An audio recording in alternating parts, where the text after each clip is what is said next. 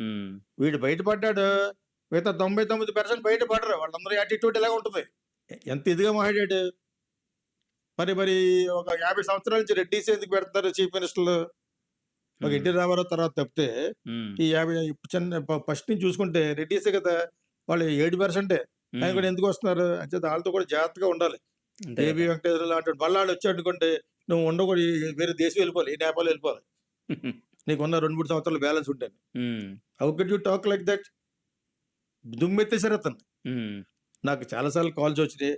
మనం ఎందుకు చాలా మంది మాట్లాడతారు, అతను మాట్లాడడం తప్పనే భోజనం చేసేవాడు ఎవడన్నా అనుకుంటాడు. ఉమ్, ఒక ఐపీఎస్ ఆఫీసర్, ఒక ఎక్స్ అయినా వాట్ ఎవర్ ఇట్ ఈస్, ఒక ఎక్స్ చీఫ్ మినిస్టర్ గురించి ఉమ్, వాడు మాట్లాడే విధం ఎంత దరిద్రపోయేవాడంటే వాడు అంతలా మాట్లాడాడు. నేను ఇప్పుడు వాడు ఎందుకన్నానంటే because he has broken the rules of culture, okay. civilization.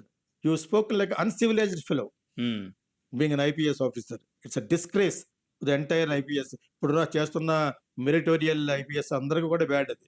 Um, where you point out on caste and scolding with an abusive language of Jaganmohan Reddy. తప్పది. ఓకే. అక్కడ బయటపడిపోయింది ఆ క్యాస్ట్ యొక్క పరపతి ఏంటనేది. పరపతి. ఉమ్, సో మళ్ళా పవన్ కళ్యాణ్ని బదనాం చేయడానికి వీళ్ళందరూ చూస్తారు కూటమిలో. ఆ క్యాస్ట్ కాపులతో కలవదు. ఉమ్, నేను ఎప్పటి నుంచి చెప్తున్నాను,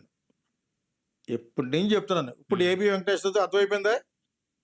వాడు మాట్లాడిన మాటలతోటి వాడు వాడి మోకం ఎవడండి స్టూపిడ్ ఫెల్ అలాగుంటానండి. ఉమ్, ఇద్దరు బయటపడ్డాడు, మిగతా వాళ్ళు బయటపడలేదు. ఆడు ఎవడో అన్నాడు మన రక్తదానం చేయమంటే ఎందుకు చేయలేదంటే మన రక్తం గోడికి వెళ్ళకూడదు అన్నాడు.